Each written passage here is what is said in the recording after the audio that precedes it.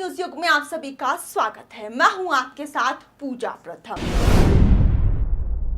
दौसा सांसद जसकौर मीणा आज आत्मनिर्भर भारत अभियान के लिए भाजपा द्वारा आयोजित की गई प्रेस वार्ता में पत्रकारों से रूबरू हुई। उन्होंने कहा कि देश को आत्मनिर्भर बनाने में योग गुरु बाबा रामदेव हमारे प्रेरणा स्रोत हैं। उन्होंने छोटे छोटे स्तर पर शुरुआत कर आज एक बड़े मुकाम पर पहुंच गए हैं और उनका कारोबार देश नहीं विदेशों तक भी फैल गया है।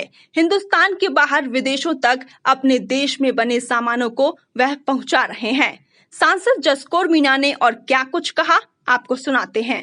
मैंने आपको विस्तार से सारी बात कही है और उसको यदि आप देखें तो उसका सारांश आत्मनिर्भर भारत की ओर ही है और आत्मनिर्भर भारत निस्संदेह बढ़ेगा और हमारे देश की इकोनॉमी संसार की इकोनॉमी में सबसे ऊंची इकोनॉमी में। जैसे मैडम आपने कहा कि बाबा रामदेव हमारे देश की धरोहर है आत्मनिर्भरता के लिए, तो बाबा रामदेव तो वर्षों से इस काम को कर रहे हैं। वैसे तो 1990 से ही काम कर रहे हैं, लेकिन जिस तरह से सने सने छोटा छोटा काम करते हुए आज वो इस लेवल पे आ गए कि उनकी बहुत सारा उत्पादन विदेशों में जा रहा है, तो वो हमारे लिए बहुत बड़ी प्रेरणा का स्रोत है। मैडम एक ये भी कि उनके भी 38 सैंपल भी फेल हुए थे। बड़ी बड़ी कंपनियों के फेल होते हैं, लेकिन वो बड़ी कंपनियां विदेशी हमारे देश में किसी न किसी तरह का पेपर वेट रख करके शायद स्वीकृत करा लेती होंगी। बाबा रामदेव ईमान और धर्म से चलने वाला इंसान है जो भारत को वाकई, और उन्हीं के नेतृत्व आज देश का नेतृत्व ऐसे ही बाबा के हाथ में है। जो नेतृत्व यशस्वी प्रधानमंत्री नरेंद्र मोदी जी के हाथ है, निष्पक्ष निस्वार्थ और राष्ट्र हित में और देश को जगत गुरु बनाने का सपना लेकर चलने वाला इंसान है।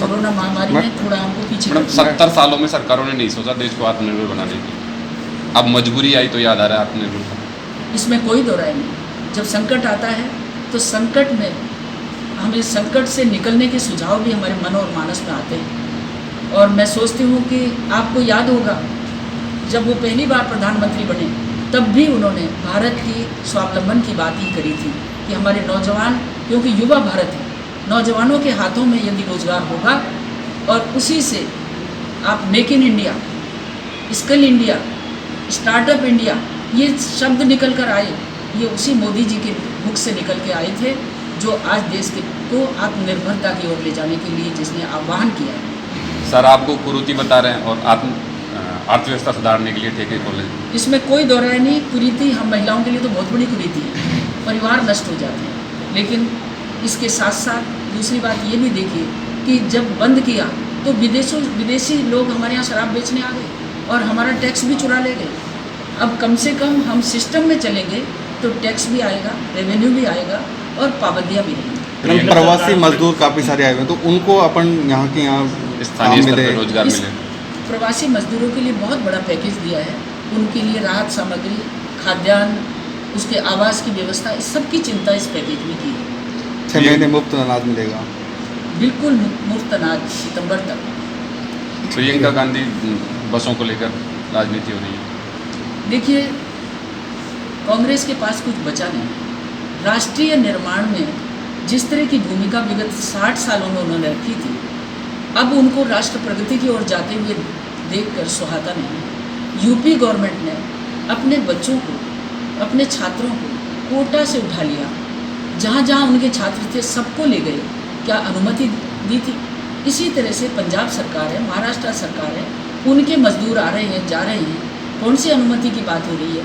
केवल राजस्थान की बसों को तो दे देते, लेकिन आप ही मीडिया ने ही बताया सारी बात कि वहाँ तो मोटरसाइकिलें खड़ी हैं, टेम्पो खड़े हैं, ऐसे छोटी बड़ी गाड़ियाँ जिनका ना कोई फिटनेस है, ना कोई लाइसेंस है, ना कोई योग्यता ड्राइवर्स की है।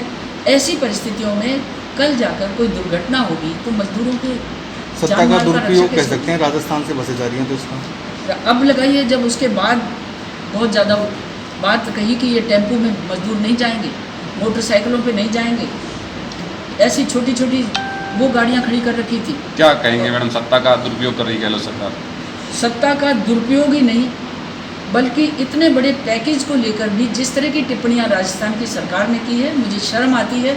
और मैं एक नागरिक होने के नाते ये कहना चाहूँगी कि ओछी बातें करने का समय नहीं, दलगत राजनीति करने का समय नहीं, वोट की राजनीति करने का समय नहीं। फिलहाल के लिए समाचारों में इतना ही। बाकी खबरों के अपडेट्स के लिए बनी रहिए हमारे साथ और देखते रहिए खबरों का युग न्यूज युग। अगर आपने अभी तक हमारा न्यूज युग चैनल सब्सक्राइब नहीं किया है तो सबसे पहले इसे सब्सक्राइब कर लीजिए और पास में बने बेल आइकन को दबाना ना भूलें ताकि आपको हमारे सभी रोचक और ताज़ा तरीन खबरों की अपडेट्स लगातार मिलती रहे।